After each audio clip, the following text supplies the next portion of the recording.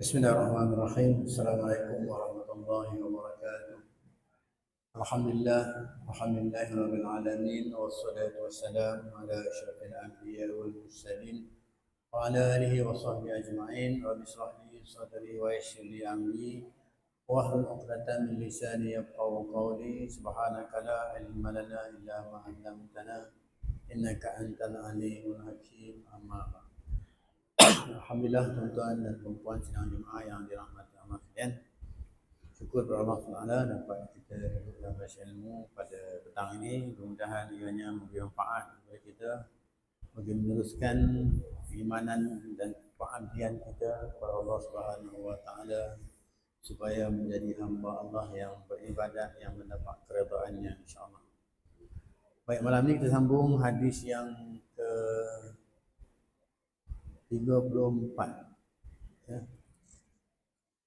Saya tak pasti boleh rujuk ni yang ada kitab Haji, ada kitab lah, boleh rujuk hari yang berapa. Saya hilang tanda kat situ, tak tanda saya tanda kat sini hadis yang ke 34 ya, 34. Baik tuan-tuan sidang jemaah yang dirahmati Allah sekalian,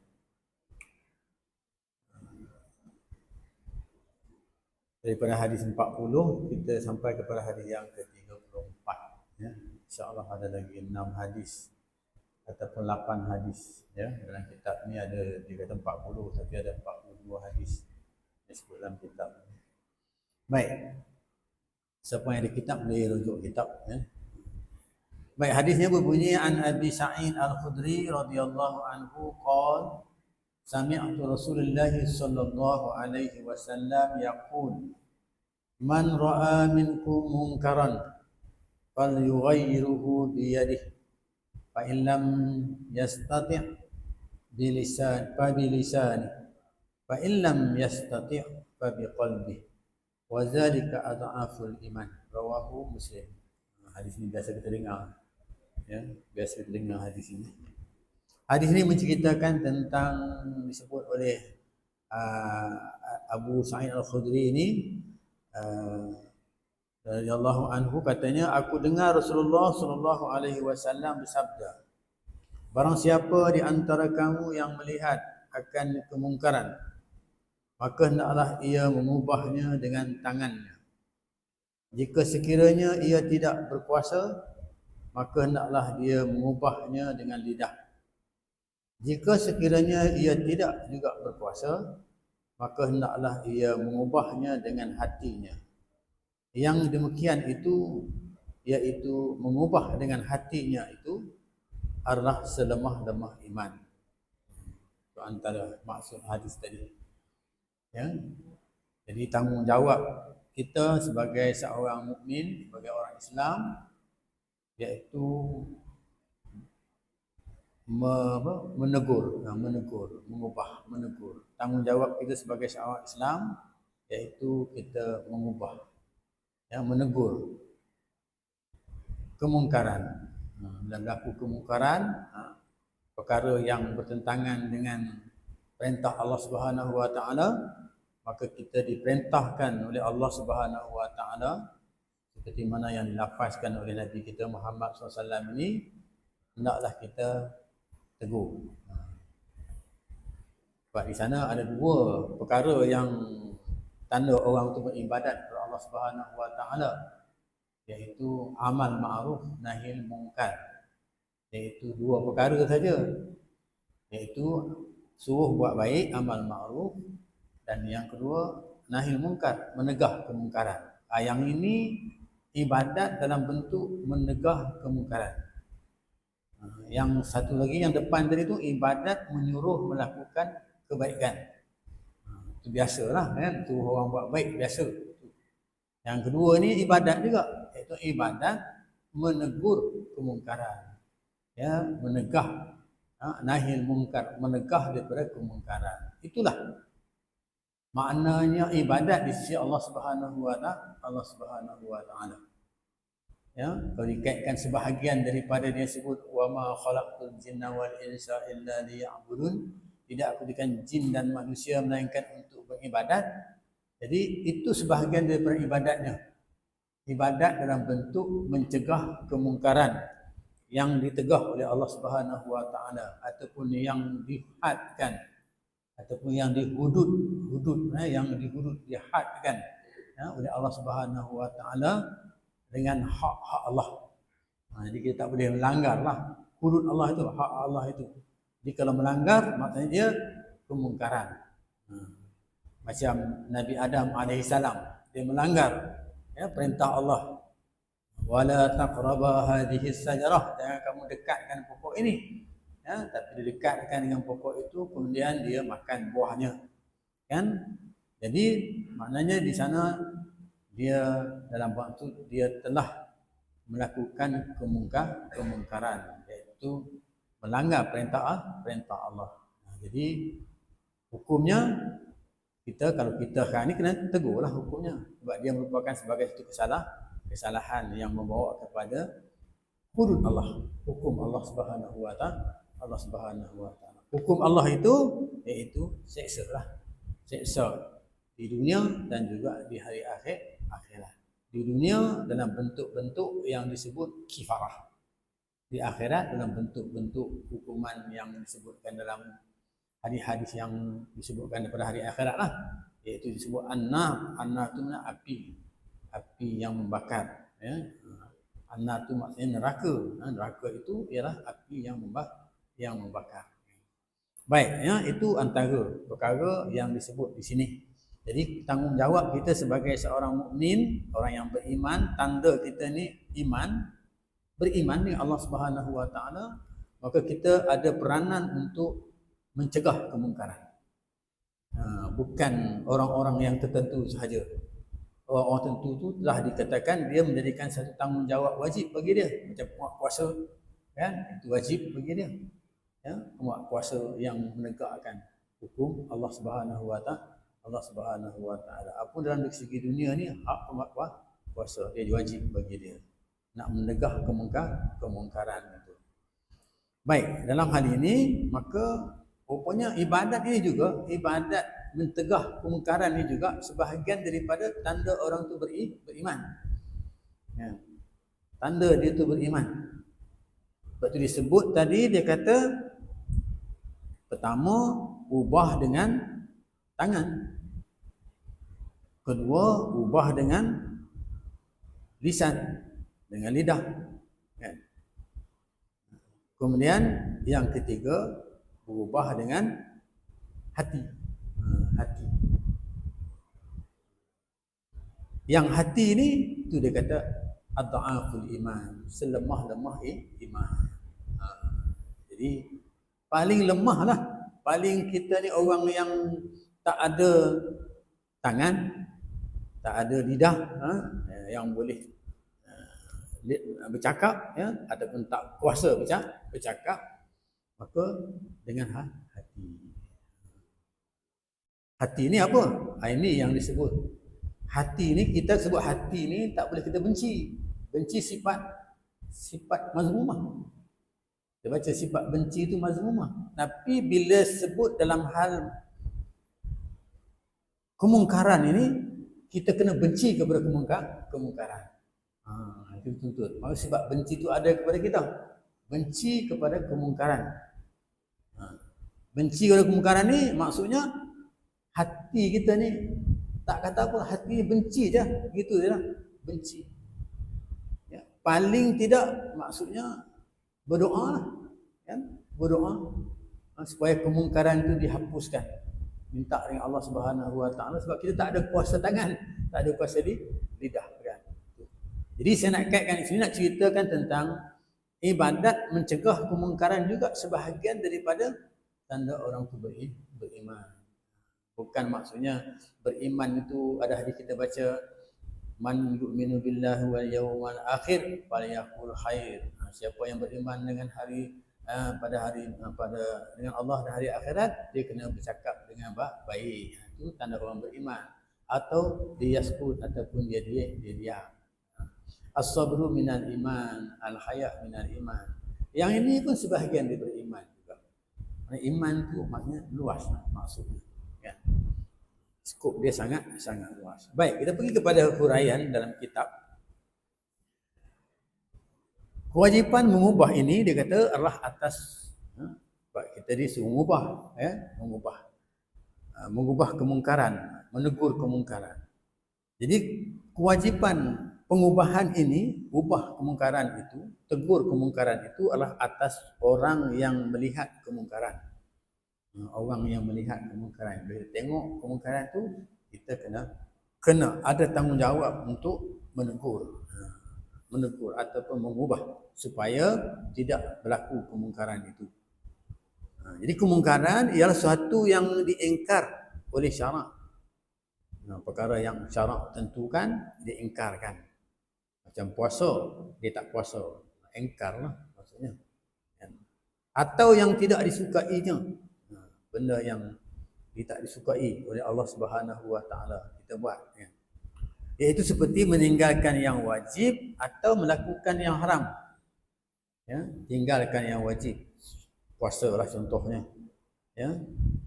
ataupun melakukan yang haram. Yang haram ni maksudnya mungkin berjudi, kita kata haram, berjudi kan, secara terbuka atau berterang-terangan, dengan cara kita tampak perbuatan yang dilakukan itu, yang wajib itu ditinggalkan berterang-terangan, masyaallah macam tak merupakan sebagai satu tanggungjawab yang khusus, yang begitu, yang hak dia terpaksa melakukan. Dia semayanglah kan, seolah-olah dia rasa tak semayang tak ada dalam hidup dia kan, begitu. Sedangkan bagi seorang Islam, maka semayanglah yang utama, yang wajib ke atas dia, tapi dia diingkari perkara tersebut. Itu juga perkara yang haram. Melakukan perkara yang Allah larang itu seolah-olah tidak bersalah, tidak berdosa kan, terang-terangan. Jadi bila masuk dalam maksud yang macam itu, maka kita yang melihat ini disuruh mengubah, tegur kan. Masuk dalam erti melihat ini, iaitu melihat secara pasti akan kemungkaran itu berlaku pada tempat yang tertentu. Pasti kita tengok kemungkaran itu, bukan agak-agak, bukan syak-syak, tak ada bukti. Makanya kita kemungkaran orang berhalawat contohnya kan, berhalawat kan. Jadi kita pasti melihat betul-betul, tahu tempat mana, siapa dia orangnya dan sebagainya, baru boleh. Kalau kita tak pasti, maka yang ini satu kesalahan pula lah bagi kita kan, kesalahan pula bagi kita. Jadi kalau dalam bab hukum nanti, maka tak cukup syarat, tak cukup bukti. Kalau kata orang yang berkhawat ke ataupun lewat ke dan sebagainya, dia tak cukup bukti sebab dia tak melihat, dia hanya melihat tempat, tak lihat dengan betul kan, tak boleh. Jadi dan pertuduhan yang macam itu dianggap sebagai satu pertuduhan yang salah juga. Maka orang yang demikian juga maka bersalah. Atas sebab apa? Sebab tak pasti. Dia tak pasti benda itu, tapi dia menganggarkan itu berlaku. Nah, ini satu dalam sudut yang lain lah. Tapi nak cerita dekat sini, cerita tentang pelanggaran dari sudut yang haram. Jadi di sini tanggungjawab, maksudnya tanggungjawab untuk menegur, mengubah, ataupun membenteras lah istilah hari ini, kita membenteras, ini katakan perkara-perkara yang tersebut, dia kata berat. Dia dalam bentuk mencegah kemungkaran, dia kata. Berat tanggungjawab dalam perkara mencegah perkara-perkara yang mungkar ataupun maksiat. Ini berat. Hingga dijelaskan akibat yang dikenakan sekiranya perkara itu dibiarkan begitu sahaja, berlakunya secara bebas. Kalau kita tak ambil tangani dari awal, akhirnya dia berluas-luasa, bebas. Bila bebas tu dah jadi orang kata perkara yang menyebabkan kemurkaan Allah Subhanahu Wa Taala. Seolah-olah Islam itu tak ada. Seolah Islam tu tak ada. Ada Islam tu, ada orang Islamnya, ada orang yang sepatut dia menegah perkara tersebut, tapi dia tak buat, kan? Seolah-olah tak ada. Jadi bila tak ada perkara tersebut, maka dia merupakan sebagai satu azab yang pedihlah kepada kepada diri orang yang buat itu dan juga kepada masyarakat yang melihat tadi itu. Dia melihat tapi dia tak buat apa-apa kan. Jadi ada azab di sana. Ya, jadi kalau zaman dulu, zaman nabi-nabi yang terdahulu, azabnya mudahlah, turun berbagai-bagai bala lah kan. Di terbaliknya bumi Sodom, cerita Nabi Lut alaihi salam kan, orang kata pecahkan anak-anak telinga kan, dan sebagainya dengan dentuman yang kuat dan sebagainya kan. Jadi itu satu penyiksaan lah. Ya, kenapa? Kerana tidak melakukan satu pencegahan yang Allah telah hadkan, Allah telah tentukan perkara tersebut supaya jangan berlaku dalam bentuk ibadat mencegah. Jadi ada hadis Nabi disebut innallaha la yu'azzibu ammatan bi'amali khassah hatta yarawul munkar baina zahratayhim wa hum qadiruna ala an yunkiruhu fala yunkirunahu fa idza fa'alu dzalik azzaballahu am wa khassah. Maksudnya sesungguhnya Allah tidak menyiksa orang yang dengan perbuatan orang-orang yang tertentu. Ya, Allah tidak menyiksa orang ramai dengan perbuatan orang-orang yang tertentu hingga mereka itu melihat mungkar itu berlaku di tengah-tengah mereka. Sedang mereka berkuasa untuk mengingkarinya. Sedangkan mereka ada kuasa. Setiap orang Islam ada tanggungjawab berkuasa. Berkuasa tu maksud dalam bentuk tadilah. Tak boleh dengan tangan, dengan lidah. Tak boleh dengan lidah, dengan hati. Dengan tangan begitu. Dia ada kuasa itu. Allah bagi kuasa itu, ya, kepada mereka kan. Mereka melihat kemungkaran itu berlaku di tengah-tengah mereka, sedangkan mereka berkuasa untuk mengingkarinya, nak mengelakkannya atau untuk mencegahnya. Tetapi mereka tidak mau mengingkarinya. Mereka tak mau cegah. Mereka tengok saja. Sekiranya mereka berbuat yang demikian itu, maka Allah menyeksa orang ramai. Kalau peristiwa itu berlaku, benda itu berlaku berterusan, maka orang ramai akan menerima seksa orang ramai dan orang yang tertentu itu. Maknanya dia yang buat itu dan orang ramai yang tak buat, tapi orang ramai tengok. Tapi dia tak tegah. Jadi benda yang haram dah tak jadi haram lagi dah. Begitu. Benda yang sepatutnya tak boleh buat begitu, tapi dia buat, tapi buat tu bukan sebagai kesalahan dah. Kan? Macam dah biasa lah. Kan? Macam orang Cina lah. Rasuah tu biasa lah kan. Biasa. Kan? Tapi kita orang Islam, kalau dah orang rasuah tu jadi kebiasaan, jadi ini macam ni lah. Jadi macam tu lah. Benda tu dah jadi haram, benda tu haram, tapi oleh kerana dah tak ada apa lah, biasa lah. Macam benda halal lah. Kalau orang Islam pun maksudnya, kalau terlibat dalam bidang itu, maka itu perkara biasa. Kan? Perkara biasa. Dia akan merosakkan masyarakat. Merosakkan masyarakat. Sebab apa? Sebab tanggungjawab tadi itu tak dilaksanakan. Bila rosaknya masyarakat, maka rosaklah dari segi pelaksanaan hukum Allah Subhanahu wa taala. Allah Subhanahu wa taala hukum nak dilaksanakan itu berdasarkan kepada tanggungjawab tadi. Biyadih tadi. Kalau biyadih itu maksud penguatkuasa. Kalau lisan ni orang dakwah, orang yang menyambut bagi dakwah, ustaz dan sebagainya dakwah, dia menyampaikan tegahan itu dalam bentuk dakwah. Bagi hati ni orang biasa, kita tak mampu nak ada kuasa nak tegah dia. Kita bukan orang yang orang kata yang ada orang kata ini yang kata kuasa lah kepada kita, ya, untuk kita authority kepada kita untuk kita nak buat apa. Kita tak ada authority. Kan? Macam orang yang ada dapat kad badat tu, kad mencegah mencegah rasuah, mencegah apa maksiat tu kan. Dia ada kad itu, wajib dah bagi dia tu. Tapi dia tengok dia buat tak tahu, ya kan. Ramai juga yang begitu. Dulu saya dapat kad itu, tapi saya kata tak boleh ni. Bila saya dapat kad ni, saya tak dapat. Orang yang tak boleh melaksanakan, jangan kita ambil. Kan? Jadi kita menjadi bersalah pula. Kita jadi bersalah. Kita berdosa. Mula-mula kita ingat kita boleh buat, tapi tak boleh buat. Kan? Ada kawan saya, dia kata aku dulu tak dapat kad ini. Bila aku dah dapat ini, aku rasa aku boleh buat banyak ibadat kepada Allah Subhanahu Wa Taala, kan? Mencegahkan maksiat.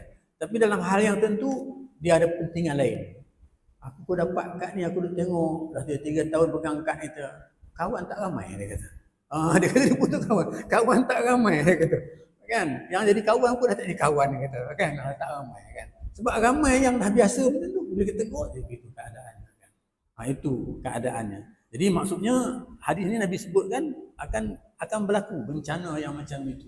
Kalau sampai yang peringkat macam itu, zaman nabi-nabi terdahulu habislah. Macam Nabi Lut tu dia terbalikkan satu, habiskan semua, selesai, tak ada masalah lagi dah. Kan? Bagi orang lain pula kan, naik kaum lain pula untuk diberi tentang kepahaman tentang mentauhidkan Allah Subhanahu Wa Taala ini kan. Baik itu. Jadi pada nyata jadi maka nyatalah yang kita bahawa siksaan Allah pada sekalian manusia adalah kerana perbuatan mungkar dari orang-orang atau puak-puak yang tertentu. Penyiksaan yang Allah buat kepada kumpulan-kumpulan kepada semua kita ni, orang awam yang terkena ni, kerana dari perbuatan kemungkaran yang dibuat oleh satu-satu orang tertentu ataupun satu-satu puak yang tertentu. Kan? Berlaku begitu dan sebagainya. Tu tengok tsunami berlaku dan sebagainya kan. Bila kita relate balik dengan apa sebab berlaku begini, ada cerita, orang cerita begini dan sebagainya kan. Berdasarkan kepada ini, mungkin orang kata kebetulan kan. Tapi kebetulan itu berdasarkan hadis ini nyata disebutkan di sini. Mungkin kita boleh kata itu sebagai satu kebetulan kan. Tapi mungkin itu sebagai satu pengajaran kepada kita. Kita ada tanggungjawab untuk melaksanakan itu. Ya. Jadi tanggungjawab itu ada pada setiap orang. Berdasarkan kepada otoriti yang ada kepada dia lah. Ya, kalau dia sebagai seorang suami, kita orang biasa sebagainya, kita ada otoriti untuk nak membetulkan kebaikan kepada anak kita, orang di bawah tanggungan kita, isteri kita dan sebagainya. Kan? Macam anak tak pakai tudung. Kita kena bagi tahu lah. Kena tegur lah. Tak boleh kena pakai tudung kan. Tak boleh. Tapi kalau kita tak buat apa-apa, kita hanya diam saja kita kata, itu kita abaikan tanggungjawab yang dilaksanakan kepada kita. Tanggungjawab itu juga sebagai satu ibadat untuk kita lakukan. Bukan ibadat yang khusus pada semayang itu. Tanggungjawab kita menegakkan kebenaran hukum-hukum Allah, hudud Allah dari segi aurat, dari segi hukum-hukum yang lain itu, maka itu merupakan sebagai satu ibadat. Ya. Jadi kehidupan kita ini disaluti hari-hari itu dengan ibadat berdasarkan kepada syariat yang ditentukan. Baik, jadi itu kita khawatiri berlakulah dan kita pun dapat melihat hari ini kerana kumpulan tertentu maka akan menjadi kebinasaan kepada puak-puak yang tak terlibat. Ya, kadang-kadang tak ada apa hal pun, tak pernah mengena dengan dia pun, tapi dia pun terlibat sama, kan? Terlibat sama dalam perkara tersebut, kan? Kenapa? Kerana orang kata tak menegur perkara tersebut, fitnah-fitnah yang berlaku, kan? Kadang-kadang hari ini fitnah, kan? Orang tu tak buat apa-apa pun tapi tiba-tiba dia dapat, kan? Keburukan dan boleh dikaitkan dengan macam-macam keadaan yang hari ini, kan? Baik itu, ya. Jadi maksudnya kemudian perbuatan itu dibiarkan berlaku terus-menerus, dah tak ada jadi sebagai satu halangan lagi dah, kan? Kalau maksiat tu terdedah lah, terbuka lah, dah anggap dia bukan satu maksiat lagi dah. Oleh orang-orang yang terlibat itu, ya, lebih yang lebih bertanggungjawab yang mampu untuk berkuasa mencegahnya. Jadi mereka nak mencegah pun tak boleh dah, kan? Benda tu dah jadi kebiasaan. Cegah ni hanya ala kadar lah, ala kadar sebagai orang kata sebagai tanggungjawab, berjawatan sebagai penguatkuasa, kita kata begitulah, kan? Jadi sebenarnya hakikatnya tak begitu. Hakikatnya tak begitu. Baik, jadi maksudnya bila sebut yadih tadi tangan tu maknanya kuasa kita. Ya. Baik, kita pergi kepada cerita yang berkaitan dengan spesifik tentang yang disebutkan tadi. Ya, jadi yang pertama disebut mengubah dengan tangan. Ya, mengubah tangan. Bila berlaku satu kemungkaran itu, kita ubah dengan tangan. Iaitu dengan kekuatan atau dengan kekuasaan orangnya. Menurut cara yang lebih berkesan. Kekuatan orang itu, kuasa yang ada kepada orang itu. Kalau dia pemimpin, kuasa dia sebagai seorang pemimpin. Kalau dia dalam kuasa lah, ketua kampung, ya, Nazir contohnya kan, masjid kan, gitu. Itu maksudnya tanggungjawab kan. Ada kuasa yang ada kepada dia lah kan. Maknanya mengubah dengan tangan itu berdasarkan kepada kuasa yang ada kepada dia ataupun authority yang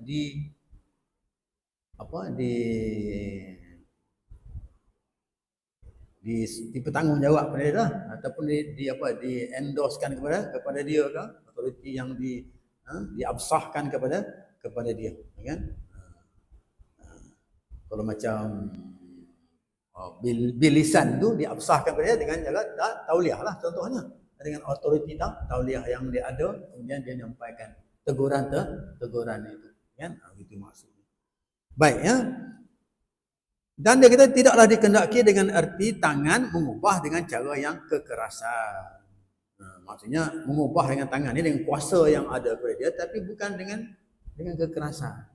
Jadi di sini dalam bab dakwah ni dia kata, bab uslub dakwah dia kata bil hikmah lah, dengan cara yang lemah lembut, bil hikmah, dengan cara yang baik. Di sana ada sifat fatanah macam nabi-nabi kan, sifat fatanah, sifat yang kata ada runding cara, ada perbincangan dan sebagainya yang nak mengelak daripada berlakunya permusuhan yang menyebabkan pergaduhan yang boleh menumpahkan darah kan, boleh jadi permusuhan yang menyebabkan perang dan sebagainya. Jadi maksudnya ada kuasa, tapi kuasa itu tak boleh diguna maksudnya dengan membawa kepada perkara-perkara yang keras. Maksudnya ni maknanya approach dengan cara yang lemah lembut, berbagai-bagai orang kata, kalau kita kata ni teori lah, mula-mula pakai teori yang kedua, yang ketiga, yang keempat, begitulah. Maksudnya ikut orang kata uslub cara mana yang sesuai kan, begitu. Itu dalam uslub dakwah, walaupun dia ada kuasa, aku ada kad kuasa kan, tapi dalam kad kuasa itu maksudnya dia kena ada budi bicara di sana. Itu maksudnya kan, ada budi bicara. Budi bicara itu maksudnya berhikmah lah, budi bicara kan, gini kan, hikmah kan. Baik ya.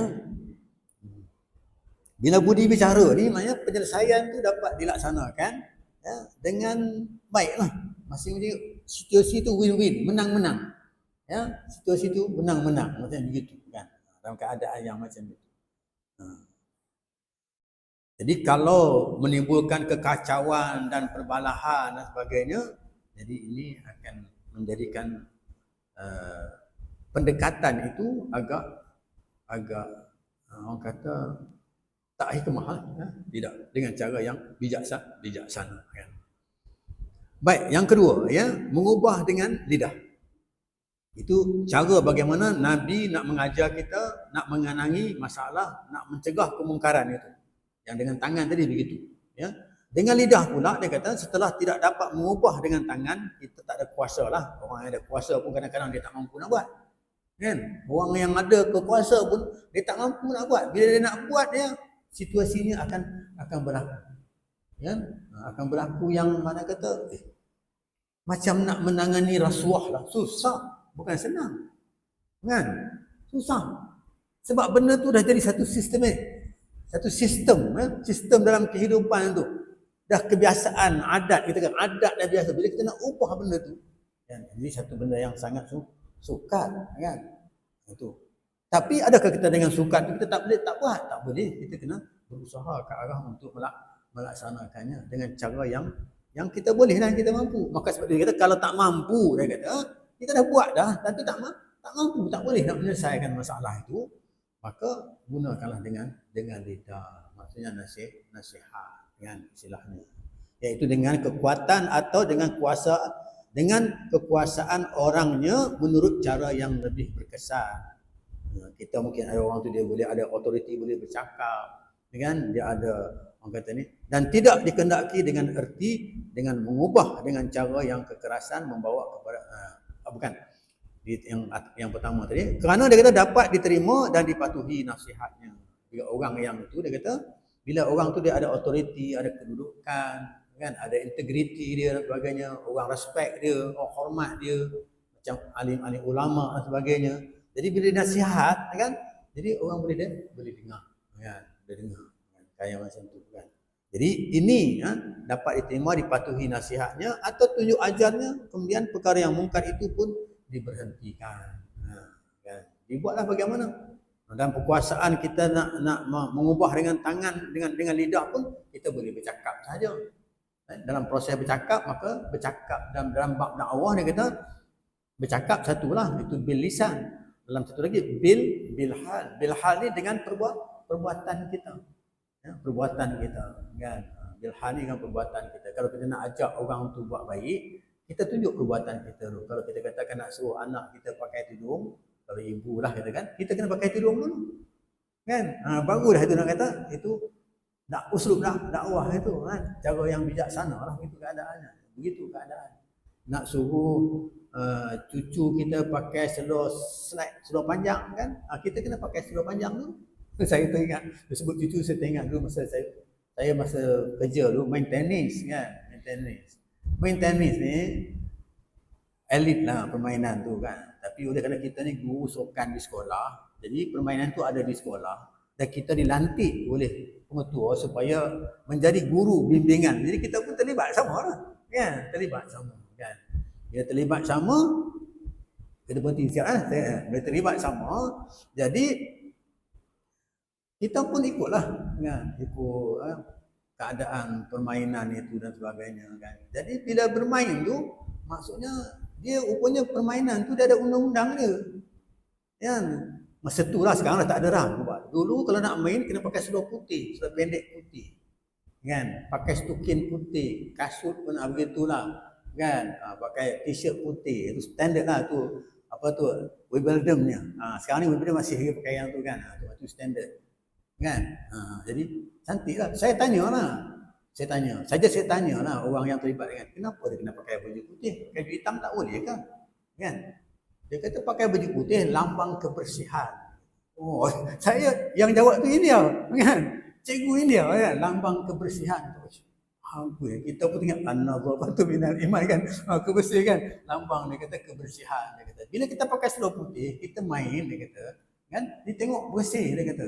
Bila bersih. Bila kena kotor sikit, kan? Kita cuci, kan, bersih. Begitu, kan. Lepas tu dia kata adabnya bila kita nak bagi bola tenis tu kepada kawan kita, tak boleh kita bagi yang kaki sepak bola itu, tak boleh. Itu dia punya etika dia. Kena bagi dengan tangan, golek dengan tangan. Cantik.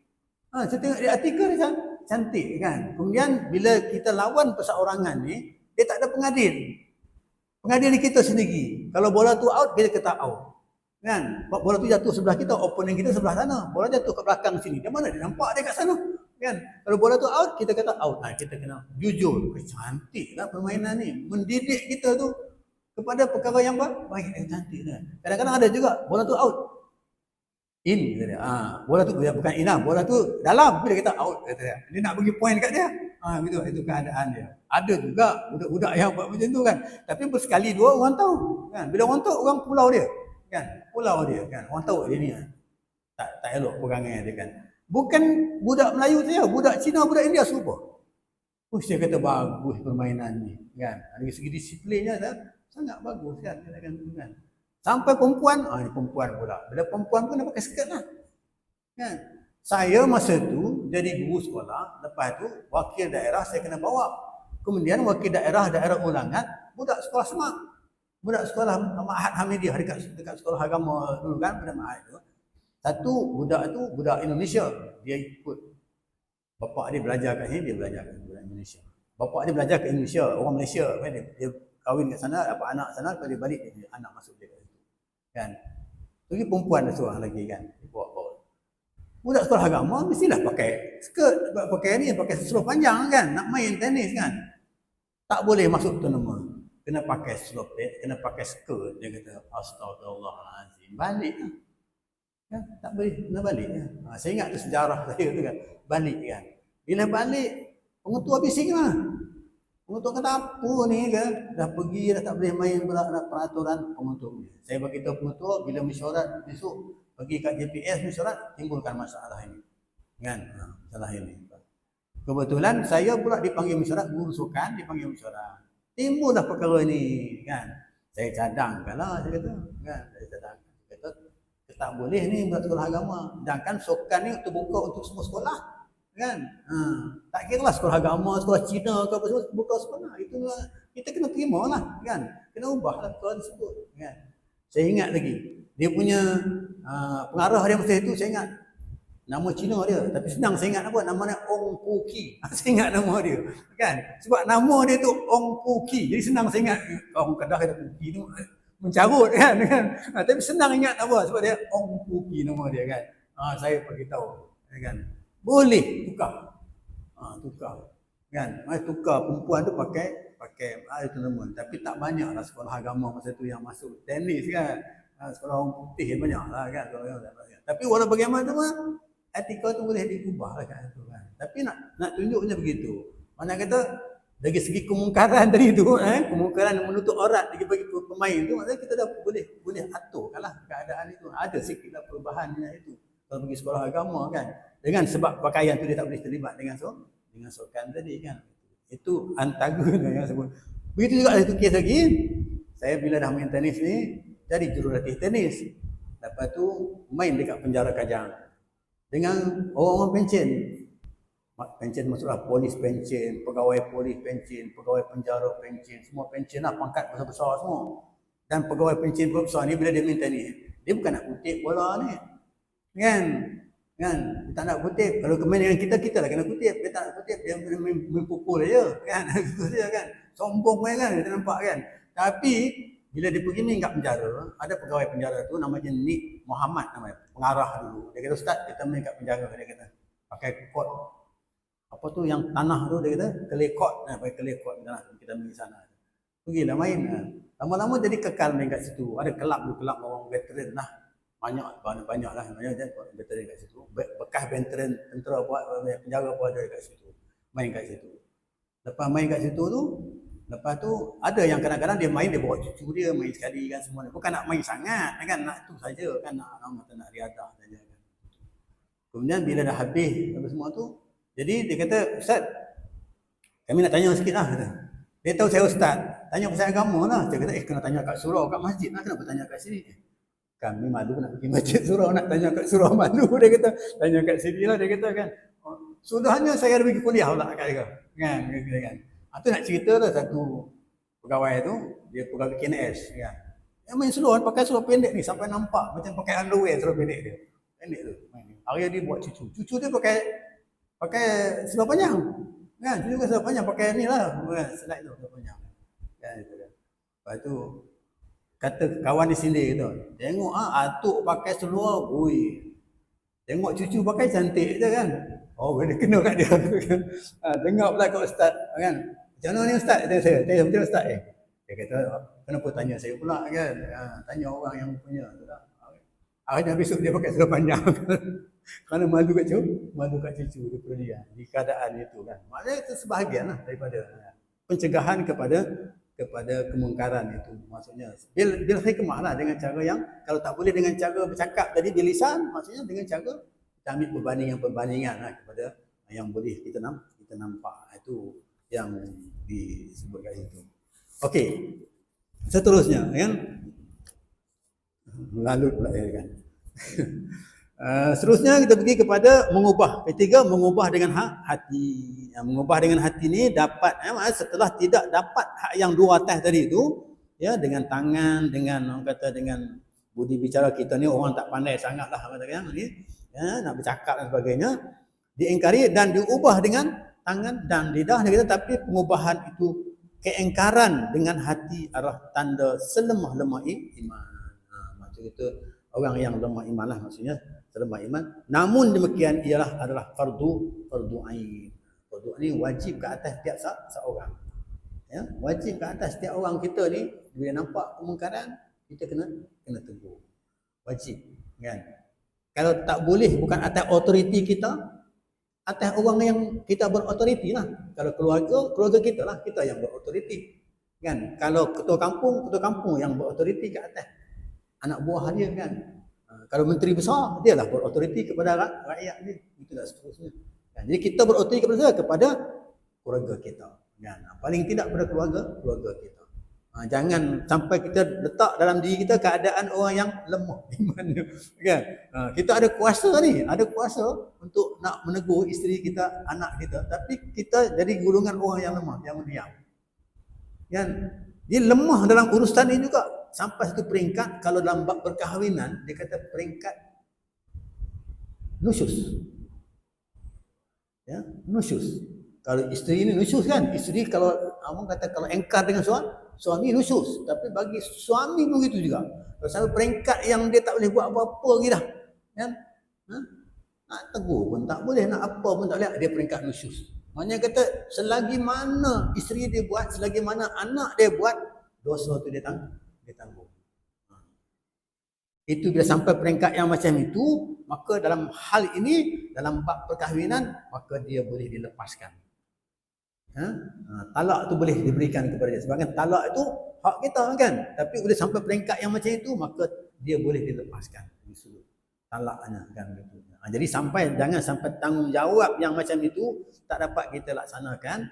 Kan? Yang dikatakan selemah-lemah iman tadi itu, yang menyebabkan akhirnya kita sampai kepada peringkat nusyus. Peringkat yang kita tanggung dosa. Bukan kerana kita, tapi kerana orang lain. Kerana orang lain kita tanggung dosa. Kerana isteri kita, kerana anak kita, kerana anak buah kita, kerana ahli masyarakat kita, kerana jiran kita.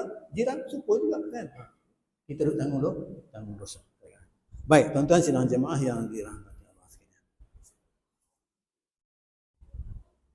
Seterusnya dia kata, jadi mengubah yang mungkar itu adalah wajib.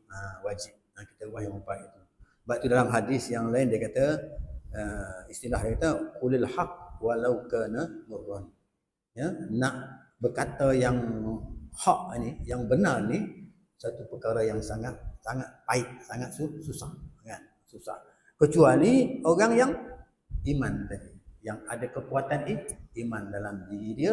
Kalau dalam bab kita katakan kepentingan, dia bukan ada kepentingan yang lain, tapi ada kepentingan Allah Subhanahu wa taala, kepentingan dia. Di sebelum setakat itu, tuan-tuan sidang jemaah yang dirahmati Allah sekalian, insya-Allah kita akan sambung sikit lagi ya dalam perkara ini dalam perjumpaan kita yang seterusnya. Aku qouli hadza wa astaghfirullah. Assalamualaikum warahmatullahi wabarakatuh. Wallahu a'lam.